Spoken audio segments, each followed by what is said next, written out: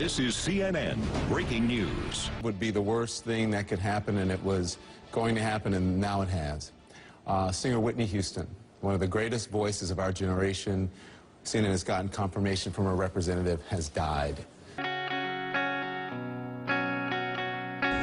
Ladies and gentlemen, the very word secrecy is repugnant in a free and open society. And we are, as a people, inherently and historically opposed to secret societies, to secret oaths, and to secret proceedings. Even today, there is little value in opposing the threat of a closed society by imitating its arbitrary restrictions. And there is very grave danger that an announced need for increased security will be seized upon by those anxious to expand its meaning to the very limits of official censorship and concealment. An error doesn't become a mistake until you refuse to correct it. You will not be an American president unless you are linked and part of this bloodline. Related to Cheney and Bush. Yeah. And by the way, they're all related to everybody else. That's been confirmed. Madam Speaker, I have a few questions for my colleagues. What if someday it dawns on us that losing over 5,000 American military personnel in the Middle East since 9/11 is not a fair trade-off for the loss of nearly 3,000 American citizens, no matter how many Iraqi, Pakistani, and Afghan people are killed or displaced? What if it is finally realized that war and military spending is always destructive to the economy? What if all wartime spending is paid for through the deceitful and evil process of inflating and borrowing? What if we finally see that wartime conditions always undermine personal liberty? What if the American people woke up and understood that the official reasons for going to war are almost always based on lies and promoted by war propaganda in order to serve special interests? What if a military draft is being planned for the wars that will spread if our foreign policy is not changed? What if the American people learn the truth, that our foreign policy has nothing to do with national security, that it never changes from one administration to the next? What if our foreign policy of the past century is deeply flawed and has not served our national security interests? What if we wake up one day and realize that the terrorist threat is a predictable consequence of our meddling in the affairs of others and has nothing to do with us being free and prosperous? What happens if my concerns are completely unfounded? Nothing. What if we as a nation came to realize that the quest for empire eventually destroys all great nations? What if Christianity actually teaches peace and not preventive wars of aggression?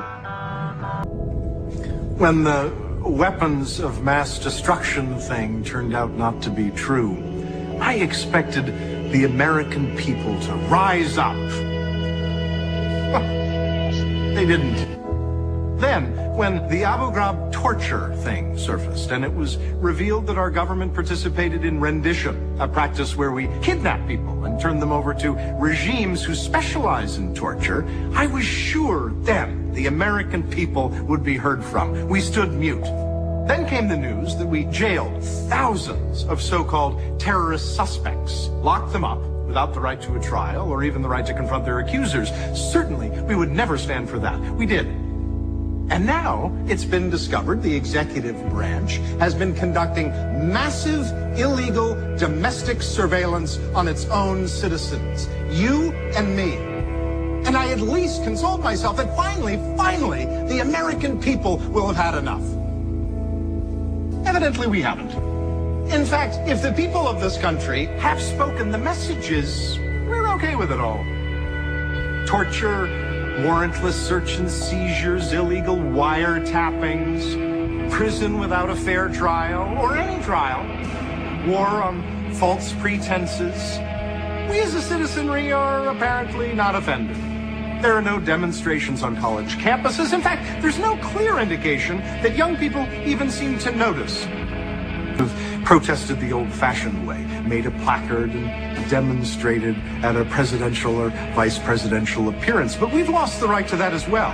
The Secret Service can now declare free speech zones to contain, control, and in effect, criminalize protest. Stop for a second and try to fathom that. At a presidential rally, parade, or appearance, if you have on a supportive t-shirt, you can be there. If you're wearing or carrying something in protest, you can be removed. This in the United States of America. This in the United States of America. What I'm most sick and tired of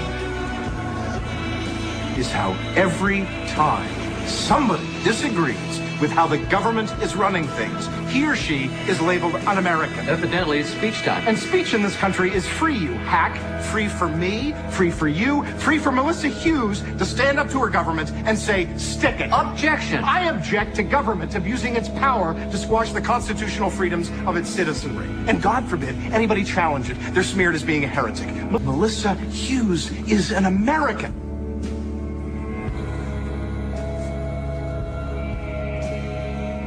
Last night, I went to bed with a book, but the book contained a speech by Adlai Stevenson. The year was 1952. He said, "The tragedy of our day is the climate of fear in which we live, and fear breeds repression. Too often, sinister threats to the Bill of Rights, to freedom of the mind, are concealed under the patriotic cloak of anti-communism." Today, it's the cloak of anti-terrorism. Stevenson also remarked, it's far easier to fight for principles than to live up to them. In the rap community, so vote for Obama, the first black president, he'll be the first black, you know, that was real popular, and a lot of people just follow like sheep, you know. I'm like, you don't vote for a person because he's black, first of all. Exactly. You don't judge somebody by the color of their skin, but by the character of their deeds. Exactly.